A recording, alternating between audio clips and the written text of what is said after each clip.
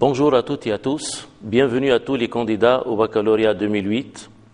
La séance d'aujourd'hui sera consacrée à l'étude de texte, c'est-à-dire au premier volet de l'épreuve du bac, la réponse aux questions de compréhension.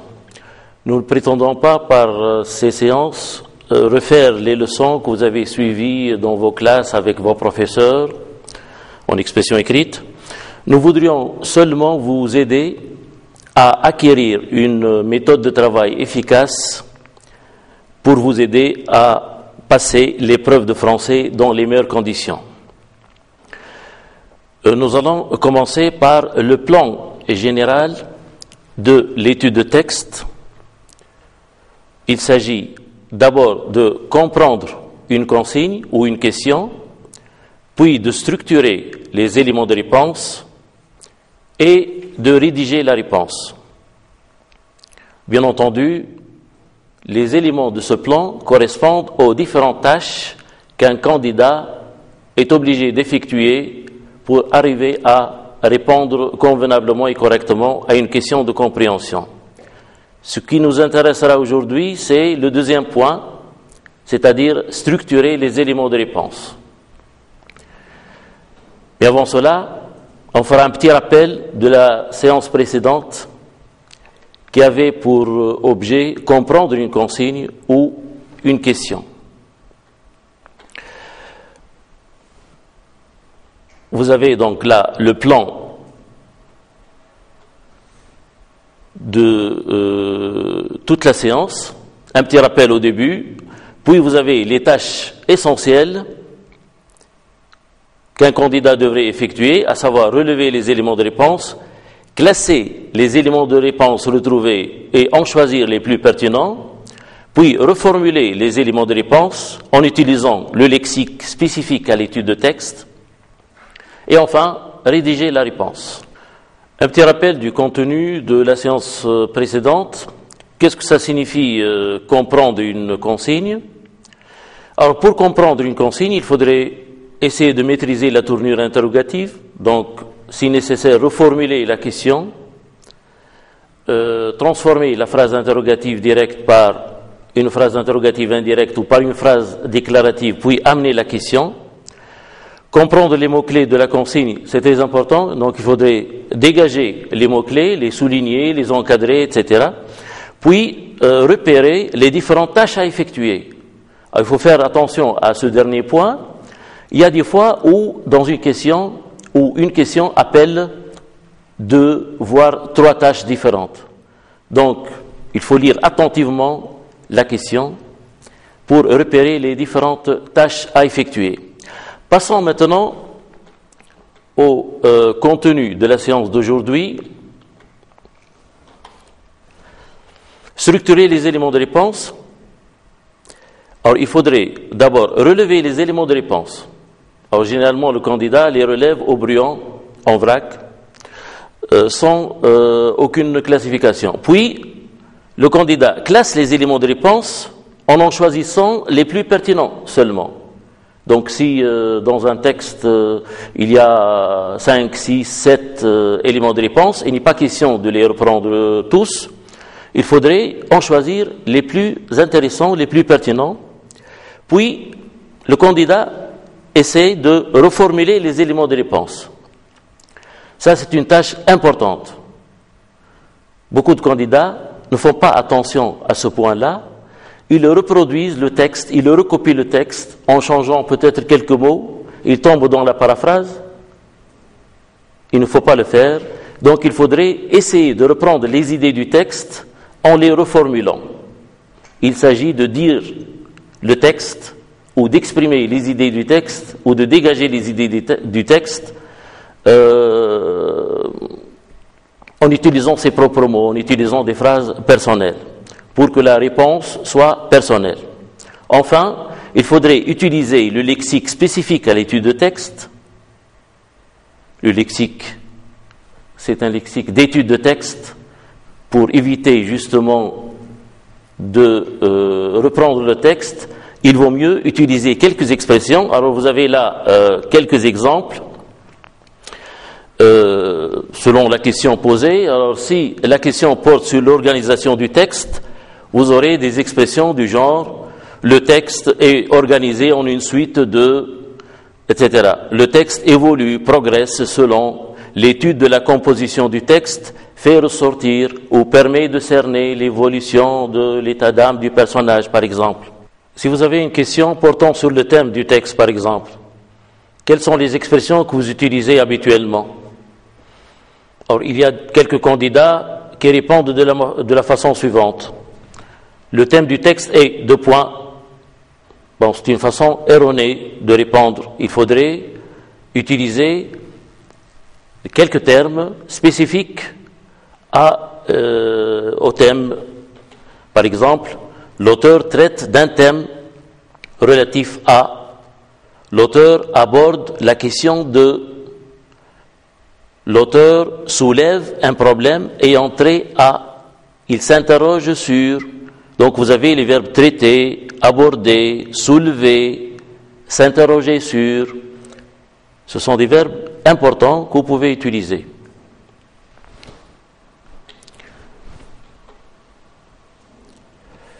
Si la question porte sur le caractère d'un personnage, par exemple,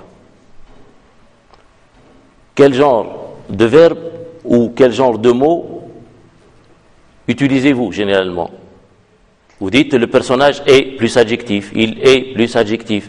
Or, si cette structure se répète 4-5 fois dans un paragraphe, ça donne un mauvais effet, c'est très lourd, c'est très maladroit. Donc il faudrait varier les expressions, varier les termes à employer. Vous avez là quelques exemples. Si vous commencez votre phrase par le personnage fait preuve de plus groupe nominal ou plus nom. Le personnage se montre, plus adjectif qualificatif. Le personnage incarne, c'est-à-dire représente un type social. Le personnage est représentatif d'un trait de caractère. L'auteur met à nu les qualités ou les défauts de son personnage. L'auteur grossit, force, exagère les traits de caractère de son personnage.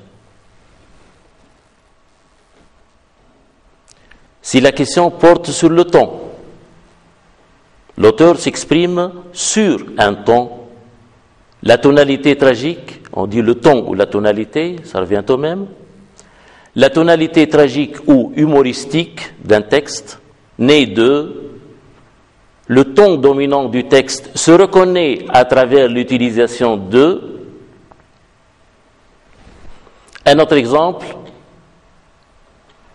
si la question porte sur l'intention de l'auteur, vous avez l'auteur vise à sensibiliser l'opinion publique à.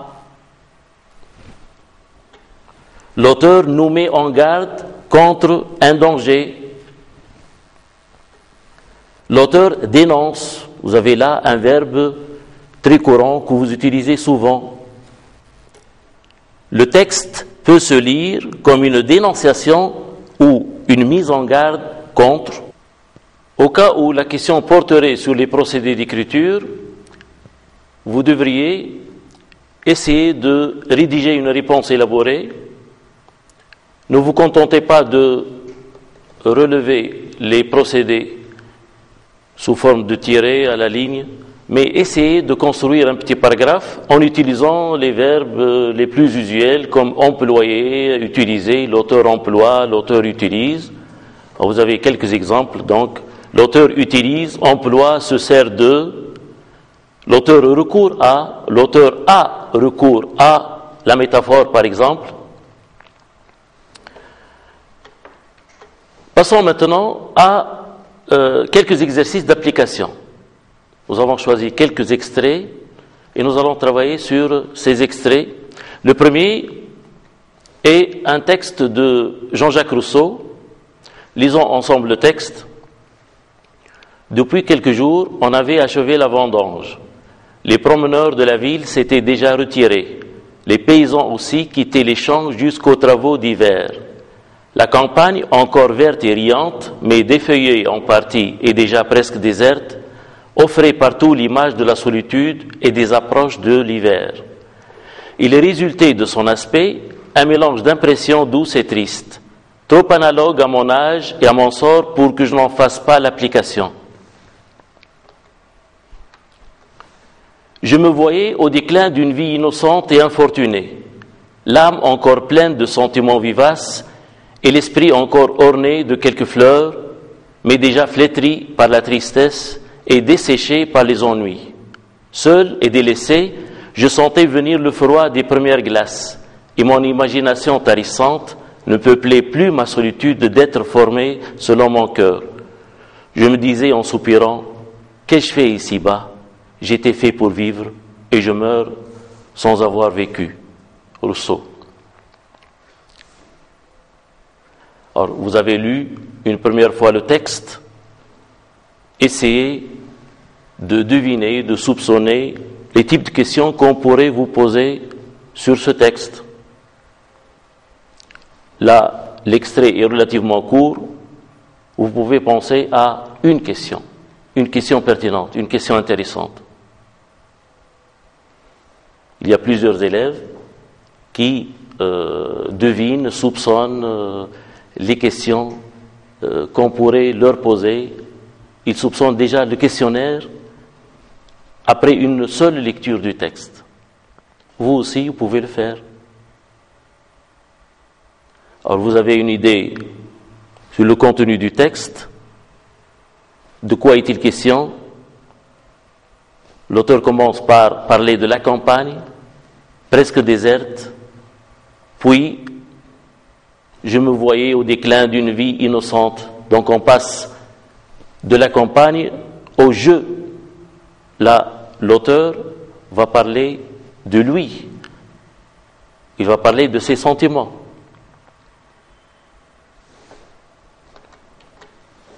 Il y a une question qu'on pourrait vous poser, qui est la suivante. Le texte est composé de deux parties. Relevez la phrase qui assure la transition entre ces deux parties et dites comment elle permet d'établir le lien entre elles. Alors vous avez la question, vous la lisez attentivement, il y a déjà une première phrase de présentation, une phrase qui donne une information, qui donne une affirmation. Le texte est composé de deux parties. Et la consigne, vous avez donc le verbe relever qui est l'impératif, relevez la phrase qui assure la transition entre ces deux parties et dites comment elle permet d'établir le lien entre elles. Quels sont les mots-clés utilisés ici? Vous avez le mot transition, c'est un mot-clé, un mot très important. C'est un mot que vous connaissez. Allez, c'est quand vous passez d'une partie à une autre, et avant de passer à la partie suivante, vous utilisez une phrase de transition, une phrase qui prépare un peu le lecteur à la suite, à la deuxième partie. Là, vous avez un texte avec une phrase de transition. Alors, une phrase qui établit un lien entre les deux parties. Alors, vous regardez le texte une autre fois et essayez, à partir de cette deuxième lecture, de deviner quelle est cette phrase qui assure le lien entre les deux parties du texte.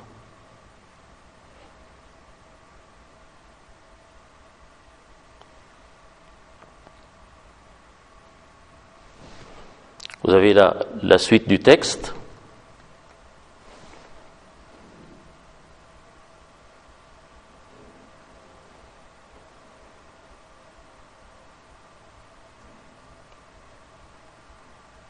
Est-ce que vous avez trouvé la réponse? Vous avez dans le texte une phrase soulignée qui est la suivante. Il est résulté de son aspect un mélange d'impressions douces et tristes, trop analogues à mon âge et à mon sort pour que je n'en fasse pas l'application.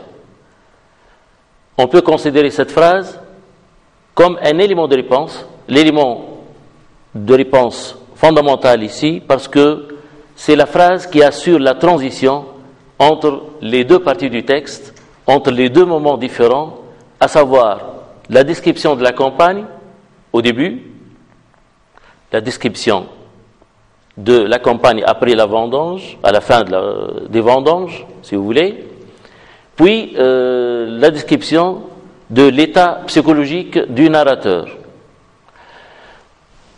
Cette phrase contient des mots-clés, résulté, analogue et application. Alors le verbe résulter assure la transition entre les deux moments du texte ou entre les deux parties. Le deuxième moment étant une conséquence du premier, où la deuxième partie est le résultat de la première. Puis vous avez analogue et application, ce qui signifie qu'il y a un point commun entre la première partie et la deuxième, entre le contenu des deux parties. Là, vous avez la suite du texte, c'est-à-dire la séquence où l'auteur parle de ses sentiments, de sa solitude, de sa tristesse.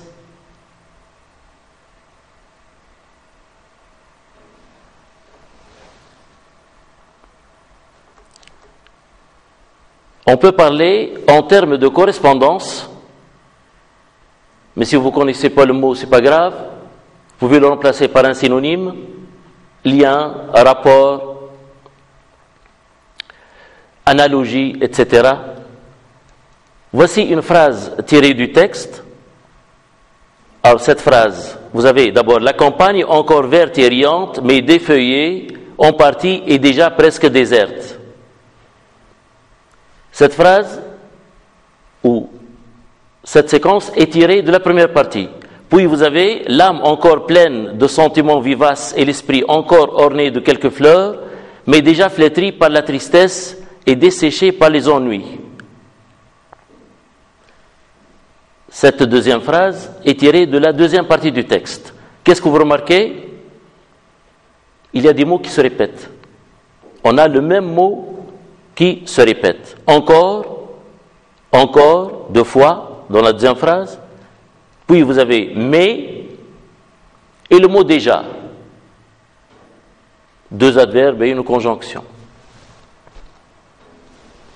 Puis, une deuxième phrase, la campagne offrait partout l'image de la solitude et des approches de l'hiver, une phrase tirée de la première partie, qui correspond à une autre phrase qu'on retrouve dans la deuxième partie et qui exprime à peu près la même idée. Seul et délaissé, je sentais venir le froid des premières glaces et mon imagination tarissante ne peuplait plus ma solitude.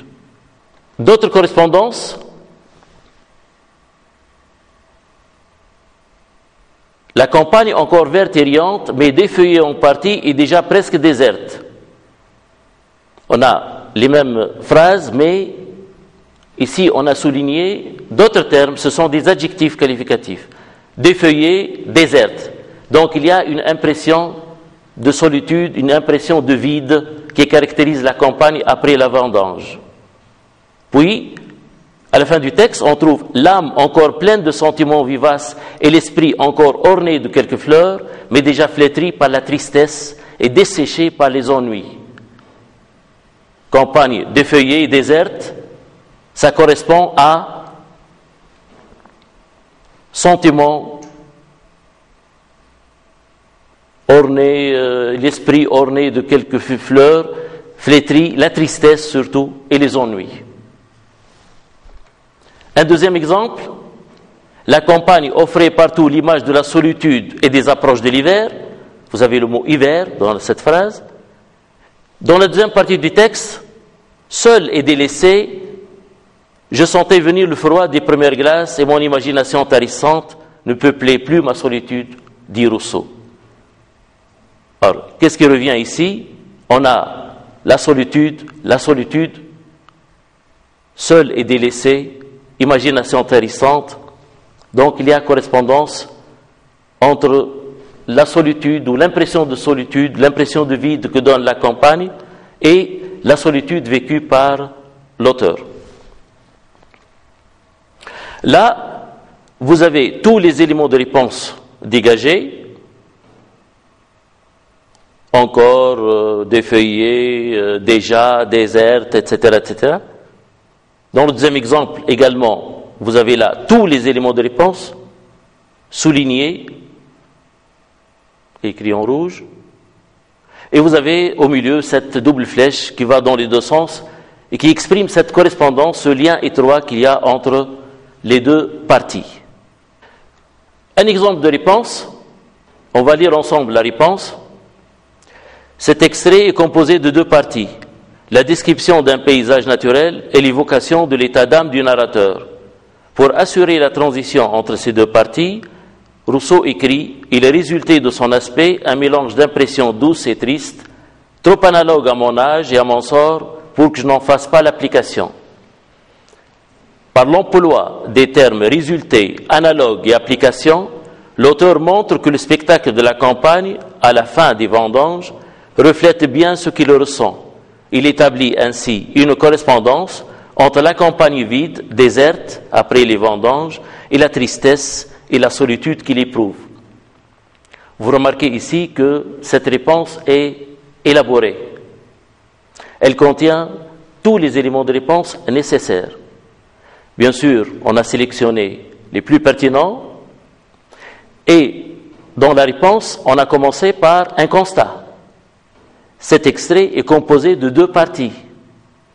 2 points, la description d'un paysage naturel et l'évocation de l'état d'âme du narrateur. Là, on a précisé le contenu des deux parties. C'est important. Il est vrai que la question porte seulement sur la phrase de transition. Mais s'il y a transition, il y a certainement lien, correspondance entre ces deux parties. Il y a une relation quelconque. Donc il faut bien parler du contenu de ces deux parties, mais brièvement au début de la réponse. Pour assurer la transition entre ces deux parties, Rousseau écrit. Et là, on va insérer cette phrase qui constitue l'élément de réponse fondamental. Une petite explication, un petit commentaire, par l'emploi des termes résultés, analogues, application qu'on a dégagé de cette phrase de transition, l'auteur montre que le spectacle de la campagne à la fin des vendanges reflète bien. Donc il y a correspondance, il y a lien, il y a rapport étroit, reflète bien ce qu'il ressent. Il établit ainsi une correspondance, comme je vous l'ai dit tout à l'heure, si le mot correspondance vous échappe, remplacez-le par relation étroite, rapport étroit, etc., entre la campagne vide, déserte, après les vendanges, et la tristesse et la solitude qu'il éprouve. Bien sûr, cette réponse est complète, elle est élaborée. Vous n'êtes pas obligé de rédiger une réponse pareille. On acceptera toutes les réponses à condition qu'elles soient élaborées, rédigées, personnelles. Il faudrait que les éléments de réponse pertinents figurent dans cette réponse et il faudrait également que cette réponse soit cohérente, qu'elle apparaisse sous forme d'un paragraphe cohérent. On va passer au deuxième exercice d'application. Un extrait de Victor Hugo. On va lire ensemble le texte. Ah, esprit, soyez utile, servez à quelque chose. Ne faites pas les dégoûter quand il s'agit d'être efficace et bon. L'art pour l'art peut être beau, mais l'art pour le progrès est plus beau encore. Rêver la rêverie est bien, rêver l'utopie est mieux. Ah, il vous vaut du songe? Eh bien, songez l'homme meilleur. Vous voulez du rêve? En voici l'idéal. Le prophète cherche la solitude, mais non l'isolement. Il est chargé de ce soin immense, la mise en marche du genre humain. La suite du texte, vous dites, la muse est faite pour chanter, pour aimer, pour courir, pour prier. Oui et non. Entendons-nous, chanter qui? Le vide. Aimer quoi? Soi-même. Croire qui? Le dogme. Prier quoi? L'idole. Non, voici le vrai. Chanter l'idéal, aimer l'humanité, croire au progrès, prier vers l'infini. Aide des forts aux faibles, aide des grands aux petits, aide des libres aux enchaînés, aide des penseurs aux ignorants, aide du solitaire aux multitudes. Telle est la loi depuis Isaïe jusqu'à Voltaire. Même consigne que tout à l'heure. Essayez de deviner un peu le type de questions qu'on peut vous poser sur ce texte. Alors bien sûr, ça pourrait être une question portant sur le thème ou une question portant sur les procédés d'écriture ou voire même une question de langue.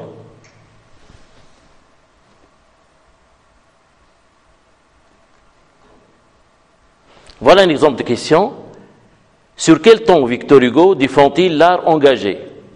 Relevez 2 procédés d'écriture qui justifient votre réponse. Quels sont les mots-clés ici? Ton et procédé d'écriture. Vous avez une question. Sur quel ton Victor Hugo défend-il l'art engagé? Donc il s'agit de dégager la tonalité du texte. Puis une consigne, relevez 2 procédés d'écriture qui justifient votre réponse. Quand vous avez une question de style comme ça, essayez de relever tous les procédés, puis essayez de choisir uniquement ceux qui vous semblent plus pertinents que les autres.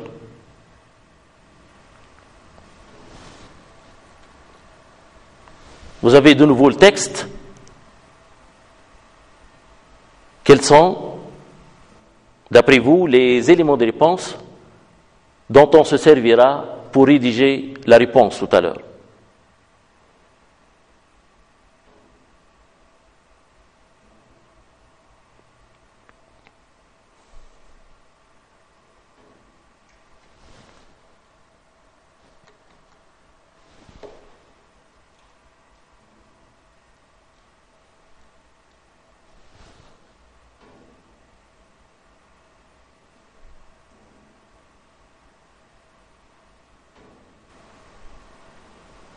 On va maintenant dégager ensemble les éléments de réponse.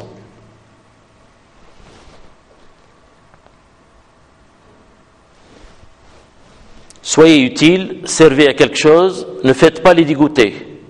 Qu'est-ce que vous remarquez ici? Est-ce qu'il y a un point commun entre les 3 phrases relevées? Ce sont des phrases impératives. Alors à chaque fois, le verbe est à l'impératif. Puis vous avez d'autres exemples. Il vous faut du songe? Vous voulez du rêve? Chantez qui? Ah, esprit, soyez utile. Est-ce que toutes les phrases relevées appartiennent au même type? On a dit que pour les 3 premières, il s'agit du type impératif. À quel type sont les phrases de la deuxième série? Il vous faut du songe, c'est des phrases interrogatives, tout à fait. Puis, ah, esprit, soyez utile, vous avez le point d'exclamation, donc ce sont des phrases exclamatives. Là, vous avez donc divers types de phrases. Ça, c'est un premier procédé. C'est-à-dire, Victor Hugo, ici, diversifie les types de phrases. Voici le vrai. C'est une beauté de plus. Telle est la loi depuis Isaïe, etc. Là, il ne s'agit plus du type de phrase, il s'agit des formes. Et il y a une forme qui est employée ici, c'est la forme emphatique.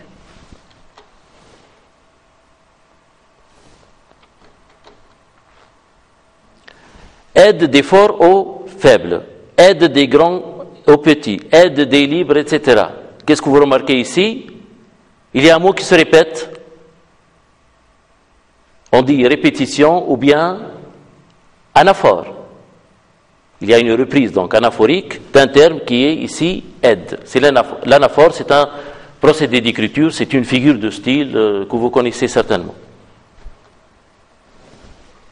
Un autre exemple, faire les d'écouter, être efficace et bon. L'art pour l'art, l'art pour le progrès. Rêver la rêverie, rêver l'utopie. Vous remarquez ici que ces expressions sont antithétiques. Elles s'opposent, d'après Victor Hugo dans son texte. Donc, le procédé, c'est l'antithèse. Exemple suivant, chanter qui? Le vide. Aimer quoi? Soi-même. Croire qui? Le dogme. Prier quoi? L'idole. Que remarquez-vous ici? La construction est la même, tout à fait. Donc, à chaque fois, il y a une question suivie d'une réponse. Là, on peut parler de parallélisme de construction. Voilà quelques exemples de procédés qui caractérisent le ton de Victor Hugo. Alors, à partir de ces procédés, on peut maintenant définir la tonalité du texte ou le ton de l'auteur. C'est que le ton est toujours déterminé à partir ou en fonction des procédés d'écriture utilisés. Alors, la tonalité ici, c'est la tonalité oratoire, tout à fait. Le ton oratoire. Alors, je vous rappelle que dans votre manuel de 4e année lettres, vous avez toute une fiche sur les tons des textes, à la page 295. Vous avez comme support un extrait tiré des Confessions de Rousseau, et vous avez justement pas mal de procédés qui montrent que Rousseau adopte un ton oratoire dans son texte. C'est quoi le ton oratoire? C'est le fait de parler convenablement en public pour le persuader, pour acquérir son adhésion. C'est l'art de bien parler. C'est l'art d'être éloquent devant un public, devant un auditoire. Alors, exemple de réponse, on va lire ensemble cette réponse. Dans cet extrait, Victor Hugo défend l'art engagé sur un ton oratoire. Alors, vous avez là, par exemple, l'utilisation de sur, parler sur un ton. On a vu ça dans le vocabulaire tout à l'heure. Un ton oratoire. Ça, c'est une phrase d'introduction. Là, on a défini le ton. Maintenant, on va relever les procédés qui le montrent. En s'adressant à ses interlocuteurs et pour donner plus de force à ses propos, Hugo diversifie les types de phrases. Il se sert de phrases impératives, soyez utiles, ne faites pas les dégoûter, de phrases exclamatives comme ah, esprit, soyez utiles, et de phrases interrogatives, il vous faut du songe, vous voulez du rêve. Il recourt également à l'anaphore, ça c'est le deuxième procédé. Aide des forts aux faibles, aide des grands aux petits. Ces procédés, et là c'est l'effet des procédés, c'est la synthèse, c'est la conclusion. Ces procédés permettent à l'auteur de soutenir l'attention de son public et de le persuader de la nécessité d'un art engagé, d'un art au service du genre humain. Parce que dans le texte, il y a deux conceptions différentes, l'art pour l'art et l'art engagé. Et vous avez certainement constaté en lisant le texte que l'auteur préfère la deuxième conception de l'art, il défend l'art engagé. Vous remarquez que cette réponse est, comme la précédente, bien élaborée, elle est cohérente, elle contient les éléments de réponse nécessaires. Là, on s'est conformé à la consigne. Dans la consigne, on nous demande deux procédés. On a relevé deux procédés, donc on a respecté la consigne. Vous aussi, vous devez respecter la consigne. On vous demande deux procédés, vous en donnez deux, vous n'en donnez pas une liste. Passons maintenant à un troisième exercice d'application. On a choisi pour vous un poème de Boris Vian, Le temps de vivre. Lisons ensemble le poème. Il a dévalé la colline, ses pas faisaient rouler des pierres. Là-haut, entre les quatre murs, la sirène chantait sans joie. Il respirait l'odeur des arbres. Avec son corps comme une forge, la lumière l'accompagnait et lui faisait danser son ombre. Pourvu qu'il me laisse le temps. Il sautait à travers les herbes. Il accueillit deux feuilles jaunes gorgées de sève et de soleil. les canons d'acier bleu crachaient de courtes flammes de feu sec, pourvu qu'il me laisse le temps. Il est arrivé près de l'eau. Il a plongé son visage, il riait de joie, il a bu, pourvu qu'il me laisse le temps. Il s'est relevé pour sauter, pourvu qu'il me laisse le temps. Une abeille de cuivre chaud l'a foudroyé sur l'autre rive. Le sang et l'eau se sont mêlés. Il avait eu le temps de voir, le temps de boire à ce ruisseau, le temps de porter à sa bouche 2 feuilles gorgées de soleil, le temps de rire aux assassins, le temps d'atteindre l'autre rive, le temps de courir vers la femme. Il avait eu le temps de vivre. Le poète est Boris Vian. Vous avez un poème de 8 strophes. Est-ce que vous avez une question possible qu'on pourrait poser sur ce poème? Pas mal de questions en fait. On peut poser toutes sortes de questions. Là, on a choisi une première question qui est la suivante. Relevez dans le poème le vers qui se répète et dites quels effets le poète cherche ainsi à produire. Il y a un vers qui se répète. Ce n'est pas un refrain. On appelle ça un leitmotiv. Ce n'est pas non plus une anaphore. L'anaphore, c'est une expression qui se répète dans une strophe ou dans un paragraphe. Là, vous avez tout un vers qui se répète. Alors, il s'agit donc d'abord de le relever, puis de dire quel effet le poète cherche à travers cette répétition.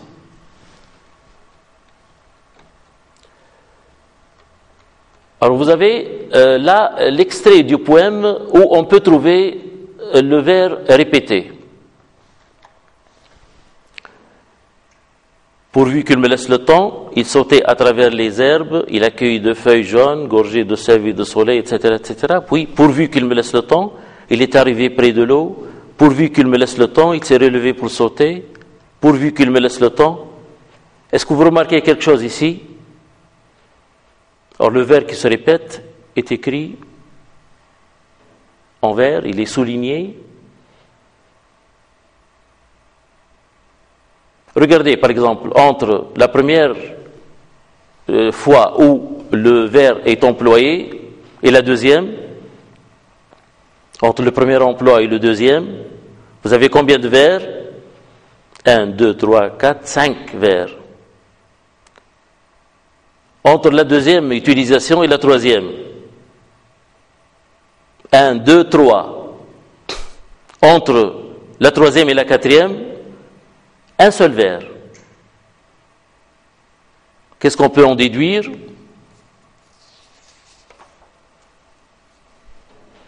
Le rythme du poème va en s'accélérant. Le rythme devient de plus en plus rapide. De qui s'agit-il en fait? Il sautait. Qui il? Le poème commence par « Il a dévalé la colline ». De qui s'agit-il? Il s'agit d'un évadé, d'un homme qui fouillait, parce qu'il était poursuivi par des gendarmes, par des soldats, par ses ennemis. Et ils sont fouillés. Et tout en s'enfouillant, il voulait que ses ennemis lui laissent le temps de quoi? Le temps de vivre, le temps de boire, le temps de cueillir des feuilles, le temps de courir, le temps de profiter de la vie. Mais il est talonné par la mort, il est poursuivi, traqué par ses ennemis, et il souhaite qu'il lui laisse le temps de vivre. Et finalement, une abeille de cuivre chaud l'a foudroyé. Autrement dit, il a été abattu par une balle. L'abeille de cuivre chaud, c'est une métaphore qui désigne la balle qui a provoqué sa mort.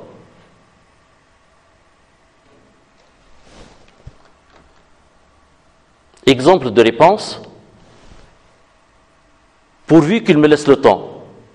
Cette phrase est prononcée par l'évadé. Elle donne au poème un rythme de plus en plus rapide, ça on l'a dit. Cette accélération est traduite par une répétition de plus en plus rapprochée. En effet, si entre la première et la deuxième apparition de la phrase en question, il y a 5 vers, entre la deuxième et la troisième, il n'y en a que 3. Entre la troisième et la quatrième, il n'y en a qu'un seul. Et c'est à ce moment précis que l'évadé est abattu. Il s'agit là de la conscience d'une mort imminente. L'évadé savait qu'il allait mourir. Une mort imminente qui n'empêche pas l'évadé de défier ses ennemis. Tout en courant, il se retournait pour rire parce que il voulait défier ses ennemis. Il leur lançait un défi. Il savait qu'il allait mourir, mais il voulait profiter de la vie.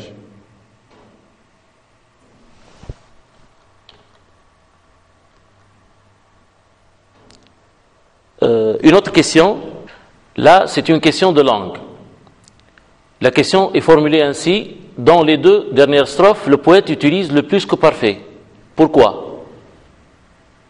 Autrement dit, qu'est-ce qui justifie l'emploi du plus que parfait dans les 2 dernières strophes, alors que dans le reste du poème, le poète se sert du passé composé et de l'imparfait? C'est une question de langue, mais elle n'est pas parachutée, parce qu'elle est liée au sens. Elle est liée aux idées contenues dans le poème. C'est ce qui la justifie, justement. Vous avez là la séquence où le plus que parfait est employé par le poète. Il avait eu le temps de voir, puis vous avez à la fin, c'est le dernier vers, il avait eu le temps de vivre. Pourquoi le poète se sert-il du plus que parfait? Il dresse une sorte de bilan de ce que l'évadé a fait ou a pu réaliser avant d'être abattu par ses ennemis. Alors qu'au début, c'était la description de la fuite de l'évadé. Un exemple de réponse: on remarque que dans les 6 premières strophes, l'auteur utilise le passé composé. Exemple, il a dévalé, il a cueilli, il est arrivé. Et l'imparfait, il a respiré, il sautait, il riait. Alors que dans les 2 dernières, il recourt au plus que parfait. Il avait eu. Notons que ces 2 strophes interviennent juste après la mort de l'évadé, qu'elles constituent un retour en arrière et dressent une sorte de bilan de ce que l'évadé a pu réaliser dans sa fuite avant d'être abattu. Voilà, la séance d'aujourd'hui arrive à sa fin. Merci de l'avoir suivi. Au revoir.